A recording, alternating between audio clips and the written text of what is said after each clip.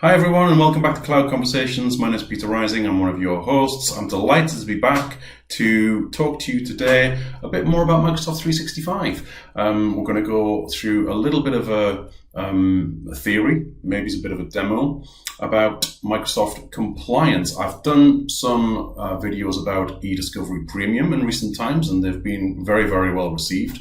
I'm not done with that subject yet. There is more to cover there, getting into more of the weeds of some of the advanced features of eDiscovery Premium, so look out for more coming on that very soon. But today I want to focus more on Microsoft compliance as a wider topic, and specifically demystifying Microsoft Purview. You may or may not have heard the term Microsoft Purview in recent months. It's a new umbrella term for Microsoft 365 compliance. So I found that in talking to customers and in talking with people within Microsoft even and within the wider community that there's a lot of questions about Purview, some confusion about it.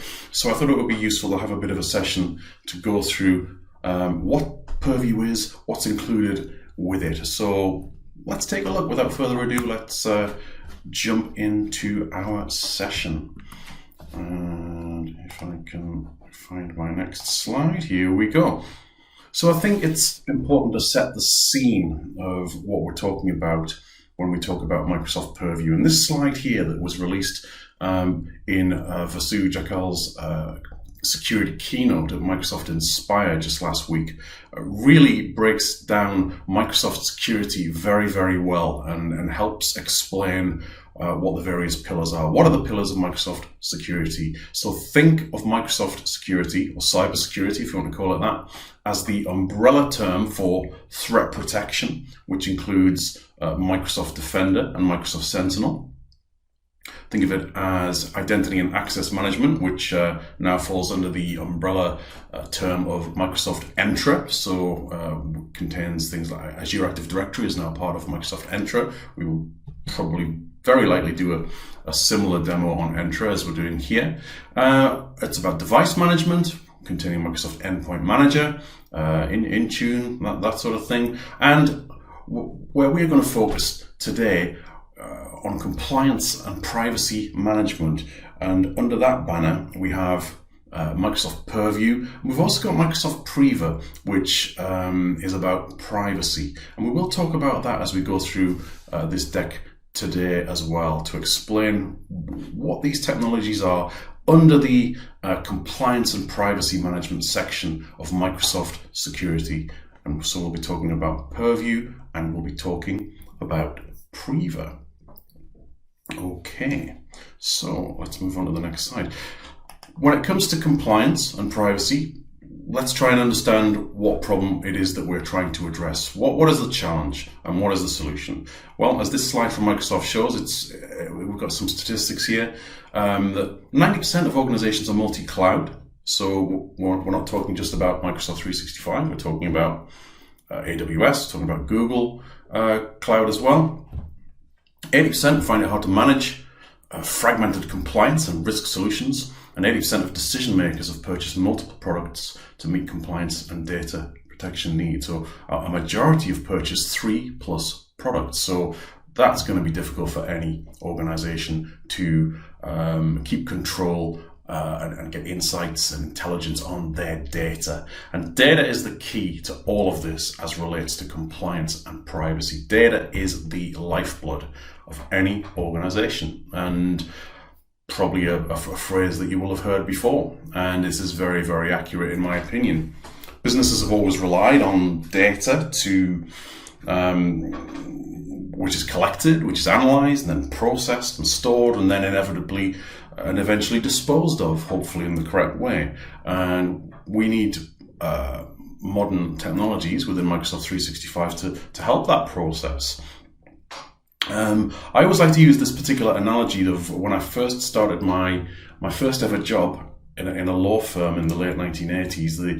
The technology that we have available to us today wasn't available, but data still flowed very, very much in a similar way through the organization, but in the form of memorandums in the form of internal envelopes while you were out, messages, printed timesheets, and storage boxes full of client files.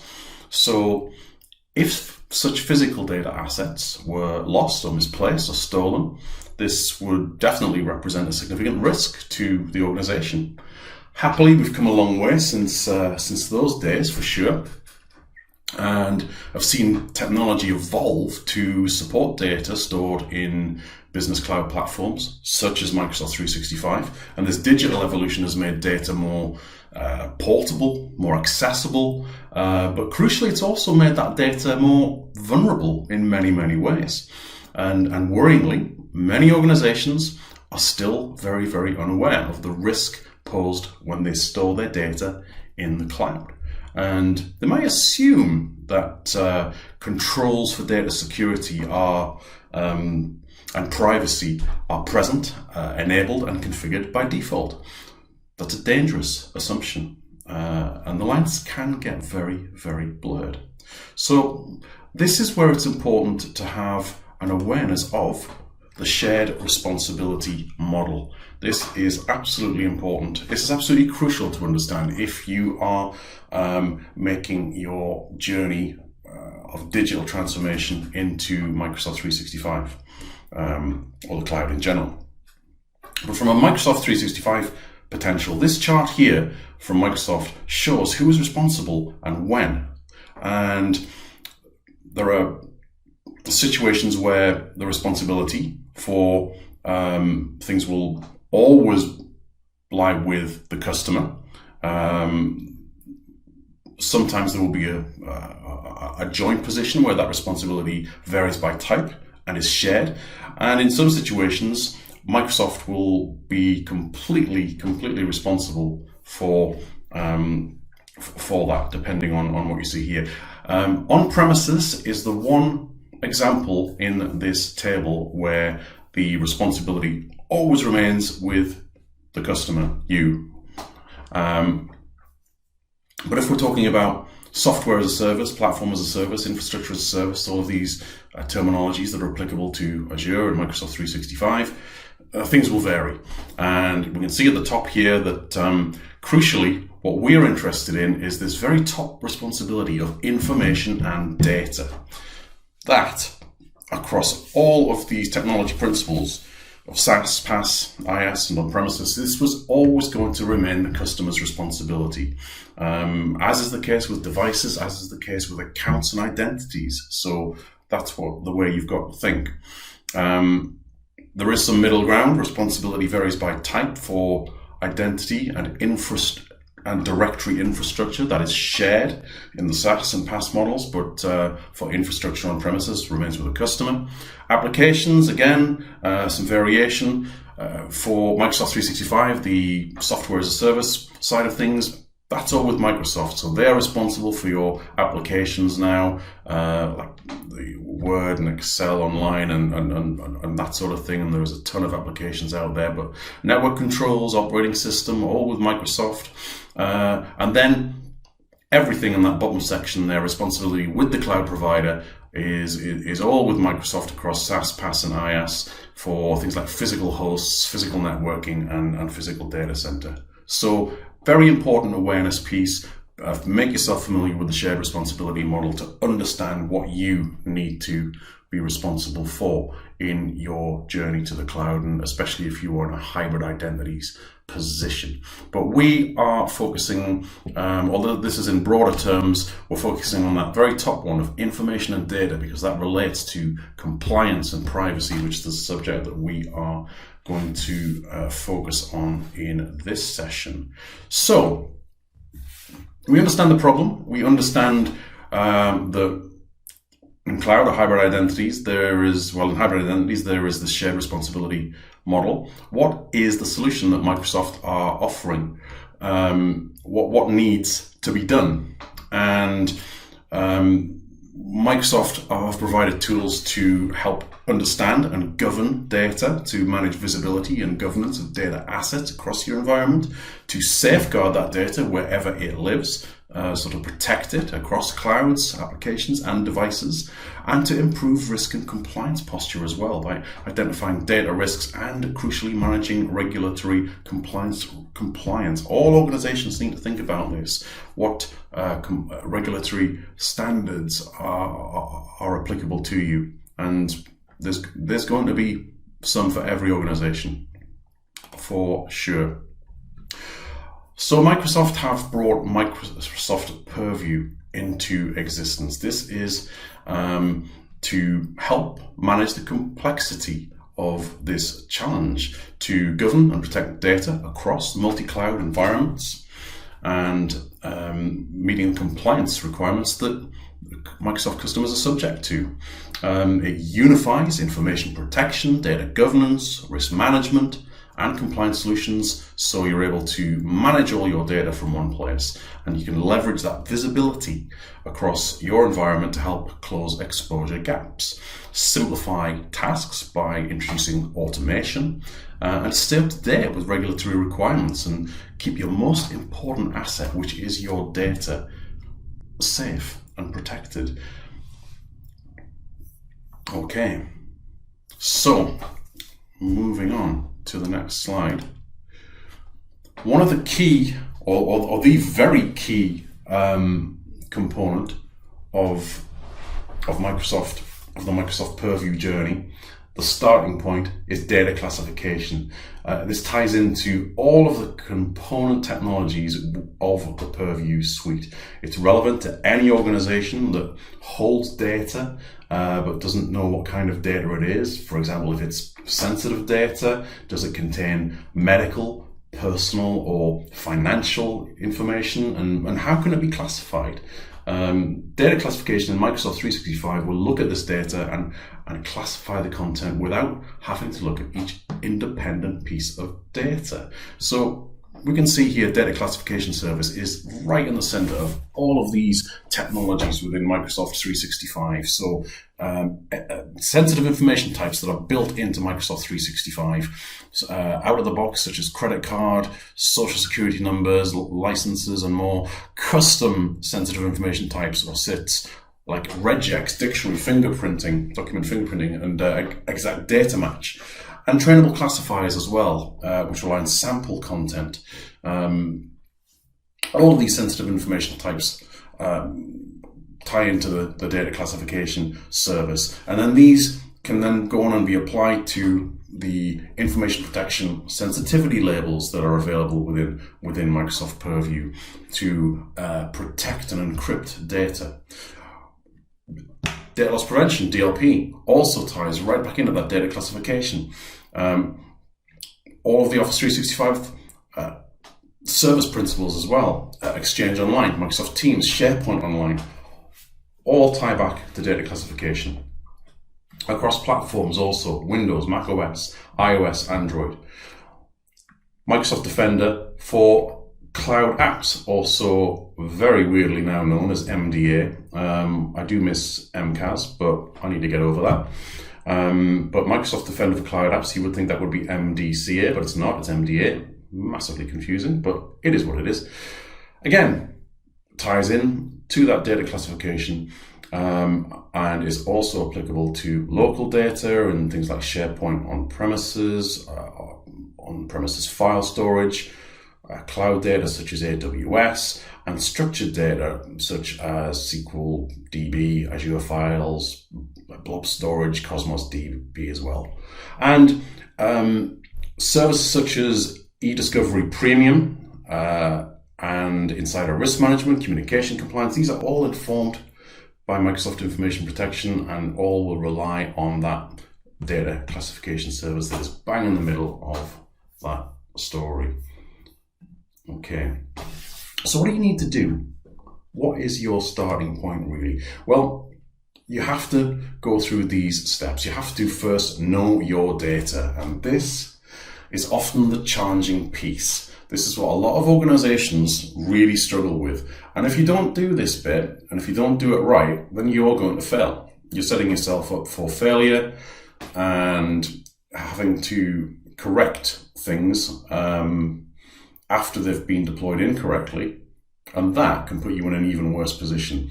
I've worked with a number of customers who've unfortunately found themselves in the position of not taking the time to know their data before they've placed it into services in Microsoft 365. This is all too common when doing what is known as a lift and shift exercise from on-premises data storage, whether that is user data or shared data, and they will lift it from file shares on server infrastructure, and they'll put user data into OneDrives, which isn't so much of a problem, but they will bulk migrate content as is, with folders upon folders upon folders, into SharePoint Online, without any metadata, without any taxonomy, without any thought on how that data is going to be classified. And that is a disastrous approach. That is setting yourself up for failure. So know your data is the first step, and understand who owns that data, who's responsible for it, what its life cycle needs to be, and what needs to happen when that data needs to be disposed of. So this goes through this whole process. You've got to understand what you've got, then protect your data by applying encryption, content markings, and access restrictions, that sort of thing.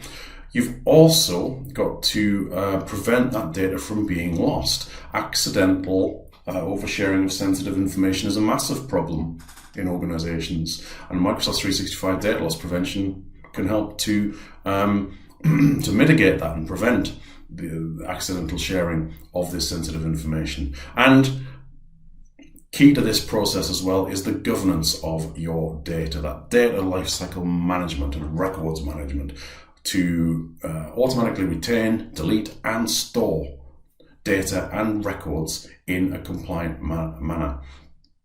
But these follow on from each other. And if you get that first one wrong, that crucial part, that knowing your data, then you're setting yourself up for failure. And it's not easy to come back from that. So do take steps to understand this process. Okay, so now that we know a bit about Microsoft Purview, let's talk about some of the specific technologies within, starting with sensitivity labels. Think of sensitivity labels as a way of stamping content. They're highly customizable, they're specific to your organization and your business needs. You can create categories for different levels of sensitive content in your organization. So we can create things like personal, public, general, confidential, highly confidential, as you can see on the example on the slide here.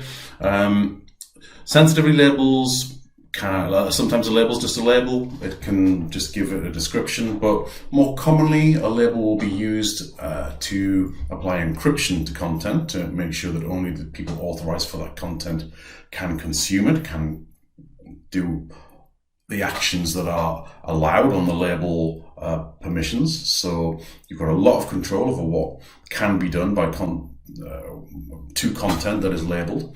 And these labels are employed by policies within Microsoft Purview, and labels can be used against emails, documents, and containers and data assets. So email and documents, they've been around for a long time in terms of sensitivity labels, but the containers and the data assets side of things are more recent. They've probably been around a lot longer than we think. The containers, when we talk about containers, we're referring to Microsoft Teams, to SharePoint sites, and also Microsoft 365 groups. And the data assets, we're talking about things like Azure Cosmos DB and that sort of thing. So very, very powerful, very, very important, very, very customizable from an organizational point of view in terms of through the policies. You can have different sets of labels applied to different sets of your users depending on the use cases. And these are going to ensure that the content, your data, is appropriately marked and protected when it's leaving, when it's going out and roaming into the wild world. And that encryption is always going to travel with that content. So if anyone unauthorized for that content somehow gets a hold of it, then without the proper permissions and user credentials, the proper identity, they're not going to be able to get access to that content. So that's sensitivity labels. Okay. Next example, data loss prevention in Microsoft 365. So this allows you to configure policies to identify sensitive information across Microsoft 365 locations using built-in sensitive information types. These sensitive information types can be things like medical information, financial information, and there are a number of these baked into Microsoft 365. Sensitive information types, or SITs as they're known. There's lots to choose from, and you can create your own as well, based on regular expressions and dictionary keywords and a few different other methods also. But data loss prevention, a lot of ways you can apply this to your Microsoft 365 services. They can be applied, as we can see on this example here, to Exchange, emails, SharePoint sites, OneDrive accounts, Teams chat and channel messages, devices, so that's endpoint, DLP, Defender for Cloud apps ties into it, on-premises repositories also, and most recently in Preview, Power BI.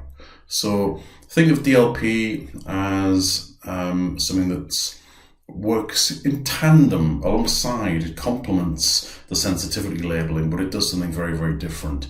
It's more preventative in the sense that it, with the policies that you create, the policies with the rules and conditions, if triggered, if there is a match to sensitive information types that are within your policies that you define, then alerts can be sent to administrators. Rules can come into play to either block that or provide a warning in the form of a policy tip to the end users to give them options on what they can do, if they can proceed or not. It may be that you will allow your users to override if it's judged as a false positive, or and they can put in a justification for that. So very, very important piece of technology in the Microsoft Purview Compliance Center, alongside sensitive information, sensitivity labels, and DLP is something that you absolutely need to have configured. Okay, so what else is included within DLP? Well, you can have sensitivity labels as conditions in DLP policies also, but specifically only for Exchange Online email messages, for SharePoint Online, OneDrive for business sites, and Windows 10 devices. So if you select other things within a DLP policy, such as Teams chat and channel messages, for example, you will not see the availability of sensitivity labels as you see in the highlighted content on this slide. That would just not be present. But if you select applicable technologies in your DLP policy, then in addition to those sensitive information types, you'll be able to apply sensitivity labels as conditions the containing content for your DLP policy. So very, very useful indeed, very powerful and handy to know about. Teams is another thing to call out specifically in relation to DLP. In order to use data loss prevention for Teams chat and channel messages, then first and foremost, you're going to need some form of E5 licensing, Office 365 E5 or M365 E5. To understand the licensing, I always encourage anyone to go and have a look at M365maps.com, which is done by Aaron Dinage at Microsoft and kept bang up to date. It is just the absolute best place to understand what licensing you need for what products in Microsoft 365. But you're going to need some flavor of E5 in order to leverage DLP for Teams chat and channel messages. So that's important to know. But one thing you also have to be aware of is that Teams chat and channel messages is going to protect exactly that. It doesn't protect the data that is stored in your Teams in the file section. For that, you need to ensure that SharePoint sites is chosen in your DLP policy as well.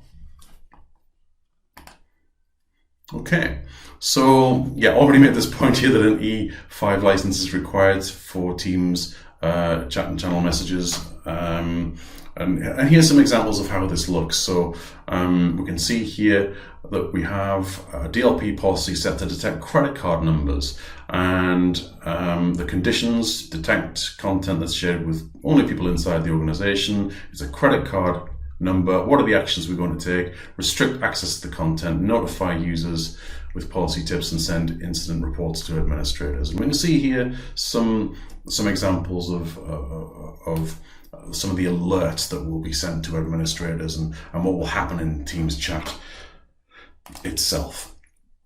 Okay, so next piece of technology, retention policies, labels, and records management. And more accurately now, we should really be describing this as data lifecycle management and records management. These are two principles within Microsoft Purview to govern your data appropriately by the creation of retention policies, retention labels, and marking items as records with records management. And this is all to ensure that data is retained and deleted in line with regulatory compliance obligations for your organization. And I always say that it is absolutely crucial to delete content in a timely fashion, just as important as it is to retain content. And this is going to help you to comply with industry regulations, any internal policies that you may have in your organization as well. And it's going to reduce your risk in the event of litigation or a security breach.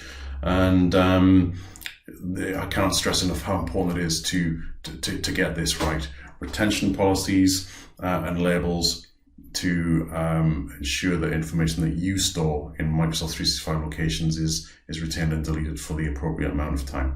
Records management takes things a little bit further, and that it will enable you to conduct disposition reviews as well and use file plans that you can import into your retention labels in Purview Records Management. So it's more advanced in that regard.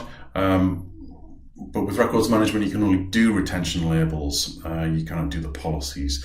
And the difference between policies and labels is that the policies apply at the service level. So think of policies will apply to Exchange, to the mailbox, to the site in SharePoint, and so on and so forth. And the labels are at the item level, so they can be applied at that file level, shall we say. So it's very important to get your retention strategy correct and know what your retention schedule is. Now, records management, just to quickly illustrate what the process is with records management, that more advanced process in the flow of what happens. So an admin will create a label that triggers a disposition review when the content labeled reaches the end of its retention period, however many years that may be. The label is then published to the locations selected in a label policy. End user then works on the document and sees the available label, can then classify the document by manually applying the label. It is possible also to auto apply the label with auto application rules as well. Office 365 will then enforce those retention rules on the document based on the applied label. Then the reviewer, a specific disposition reviewer is set up as part of this process. That reviewer will receive an email notification to review the documents when they reach the end of their retention period. They can then go to the disposition page in Microsoft Purview and decide what happens to that content next, dispose of them appropriately, or mark them for further retention if required. But it just adds a bit of decision making into the process. Okay, another bit of technology that we'll talk about, insider risk management. Now, this is something that is hugely important because when talking about risk management, a lot of organizations think of external risks, not the insider risk, not the risk from within. And at the end of the day, nobody wants their data to go outside of their organization and result in competitor advantage, as an example. So this is relevant to any organization who needs to ensure safeguarding is in place against data leakage from any internal sources, whether malicious or accidental. But we have to be aware of things like malicious insiders. This is relevant across all industries and sectors, but it's probably more relevant to commercial organizations because there is a risk of employees or customers leaking or sharing data that could lead to competitive advantage, insider information on products and services, that sort of thing. So data theft by departing employees is a good example of this. Somebody leaving for a competitor and thinks they'll take some information with them that will give them an advantage in their next role. So absolutely crucial. And this is all configured with policies which can alert administrators on things like data exfiltration and data leakage and all that sort of stuff, and so important to have in place. Now, one thing that often gets asked, the question gets asked, how do data loss prevention and insider risk solutions differ? They complement each other, but they are different technologies. So data loss prevention, I'll not drain this slide. You can screenshot it and pause it or read it for yourself. But essentially, DLP protects sensitive data by preventing data breaches, exfiltration, or wrongful destruction. Whereas insider risk management, and part of that, which is also something called communication compliance, detects possible data leaks or data theft as a result of insider risks. So there is a distinct difference. And it's not a case of one over the other. It's these should both strongly be considered by most organizations, certainly in the commercial sector, in my opinion. But yeah, very, very important. Okay, let's talk a little bit about privacy now as well. Privacy, or Microsoft Priva, is something that has come into play in recent times as well. It's been around, I don't know, probably about a year or so now. Things are always around longer than you imagine. This is not something that is strictly part of Purview, but you will find it in the Purview admin center, the compliance center rather. And it's an add-in capability that could be purchased above and beyond your E5. Not necessarily E5, actually. You can have Priva without E5. But what is it? Where does it sit? It consists of two main products: privacy risk management and subject rights requests. So with privacy risk management and the policies contained within, it's going to give you visibility into your organization's data. It's going to give you policy templates for reducing risks. And again, you'll get alerts and controls and that sort of thing. But then also we have subject rights requests, which is automation and workflow process for fulfilling data subject requests that your organization is obliged to comply with. Why is this so important? To find and visualize personal data in your organization and understand the conditions under which it's managed. Obviously, to comply with any industry regulations such as GDPR, the General Data Protection Regulation, to help you manage privacy risks at scale and respond in a timely manner to subject access requests, and to absolutely ensure that data is not overexposed and that data minimization is in place.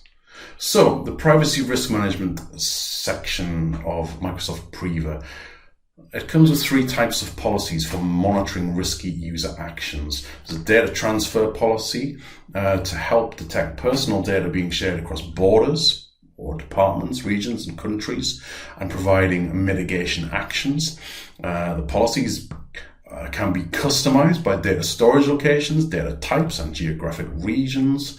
Another type of policy is data minimization to help detect personal data that has no retention labels applied and has not been used for more than a specific number of days. So in this instance, a user will get an email if they are storing content in their OneDrive and it's not being used for a number of days. They'll get an email saying you might want to review this content, and you have the option to keep it or delete it and make a decision.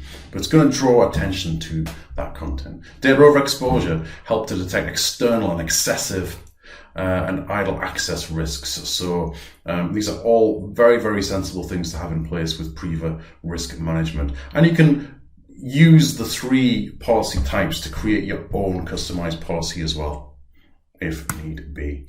Then we've got subject rights requests. This is a process with an individual's request to your organization, because every individual has the right to request for information that you are storing on them in your own. And this can be anyone. This can be this can be a current employee, a customer, a former employee. All sorts of people can be the subject of a subject rights request. So once you've received such a request, you can use Priva's capabilities to gather such data. You can collaborate using teams, review and create reports. You can inform the data subject of your findings and take any other actions needed outside of Priva to fulfill the request, such as the deletion of data. So very, very powerful tool indeed, and hugely important, and very, very integrated with Power Automate to help customize actions, and lots of abilities to securely collaborate with teams, private channels as well. Okay, so much as in the case of why DLP as opposed to insider risk management, in the early life of Priva, there's been some questions of the use cases of Purview versus Priva. And this slide here sort of illustrates that journey, that use case, and why it's a unified platform for data classification, search and discovery, policy engine, audit logs and alerts, and posture management. So with Purview, you are able to govern and protect your entire data estate while managing data risks and regulatory compliance. So use Purview to understand and govern data, to safeguard it wherever it lives, and improve your risk and compliance posture. But with Priva, manage privacy risks with contextual controls and respect individual rights to manage privacy data and risks, automate privacy operations, and build trust and transparency. And here's some good examples of where Purview and Priva are relevant to things such as data hoarding, data transfer, data overexposure, and data search. Again, I'll not drain this slide. You can pause and screenshot and look at some of these comparisons. But in the case of data search, which is one I'm always asked, why would I use e-discovery as opposed to subject rights requests? So on the Purview side and under data search, you would leverage e-discovery to conduct litigation or internal investigations with features designed for legal team use and things like attorney-client privilege and such like. But within Priva, search for subjects' data and detect conflicts like confidentiality or multiple people's data. And as it develops, it's going to support more privacy-specific scenarios very, very soon, like things like the right to be forgotten. But expect much, much more to come from Priva in the coming, I would estimate, 6 months to 12 months. The Priva story has only just begun, trust me. There's going to be a lot more functionality coming. So that's a quick sort of overview on slides of what the technology is. To finish this session today, we'll just have a very quick look at the Purview Compliance Center and how that's broken up. Okay, here is our Purview Compliance Center, which you access by going to compliance.microsoft.com. And here we can see we're in the Microsoft Purview Compliance portal. And there's a lot of solutions in here. And Purview, just a reminder, it's merely an umbrella term, really bringing technologies together under one banner, which have been here for a very long time. So most of it is nothing new, really. How do you make sense of this? How do you navigate your way around all of these technologies? I mean, you'll have seen me go through e-discovery before in in some of my previous demos. The easiest way I suggest to people to understand all this technology is to take a look at the solutions catalog. It's important to start with things like data classification and compliance manager. Let's just briefly take a look at both of those. But three things I'm going to show you here before we finish off this demonstration. So we'll close out of that. Compliance manager, hugely important area. This will give you an idea of your compliance posture and what you need to be doing. You can get some insights here on your compliance score, and you can take a look at your improvement actions, what you need to be putting in place to become more compliant. So it's going to give you some suggestions there on what you need to do. You can respond to these. I think we've got a filter in place here. Let's just clear any filters. We're not getting any data in there for some reason. I'm not quite sure why, but the perils of demoing. But any improvement actions that you have will be in this section here, and you can take the appropriate actions. Some of these will be manual tasks that you'll need to go off and complete. Others you can click on and it'll take you right to the technology area that you need to go and configure the settings. The solutions area will show you all the solutions relevant to compliance. So does seem a little sluggish there today, but yeah, we'll not dwell on that too much. But you can run assessments as well, and assessment templates, and view alerts and alert policies on Compliance Manager also. It's a shame that it's running a bit sluggish today, and we're not getting the results that we need, but it could be a glitch in the matrix. And that's Compliance Manager.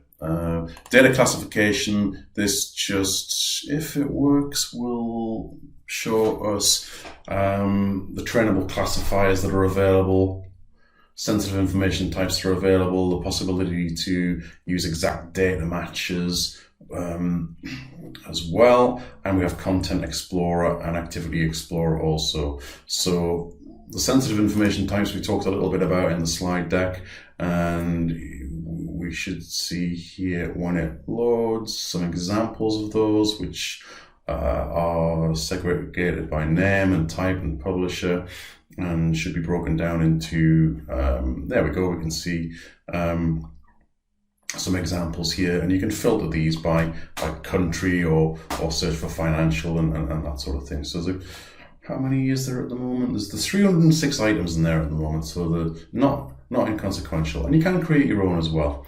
The Content Explorer is another good one to help you with your data classification journey. You can use this section here to see what sensitive info types are present within your locations at the moment within SharePoint Online and Exchange Online and OneDrive and Teams, and you can drill down and see by types what you've got, and this is going to inform you on some of the actions you're going to need to take to address that, and this will help you make informed decisions on your strategy to deploy sensitivity labels and DLP policies and the technologies within the Purview Compliance Center here. Activity Explorer is the compliance admin's best friend as well, in the sense it's like an audit trail in the sense that this was going to show you when users have made decisions on content, such as applying labels or changing labels, modifying files, and so on and so forth. And support for more locations is coming soon here as well. So this is always an area, as with everything in this Compliance Center and Purview, that Microsoft are always looking to make improvements on this. But those are the 2 of 3 areas I wanted to focus on a quick whistle-stop tour of the Purview Compliance Center. The final one is the Solution Catalog.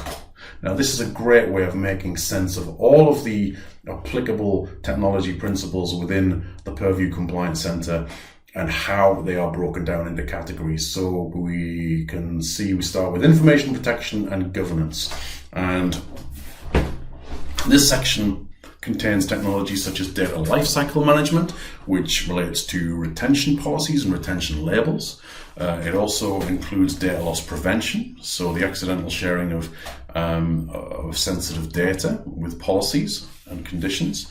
Information protection with sensitivity labels to encrypt and content mark content throughout its life cycle.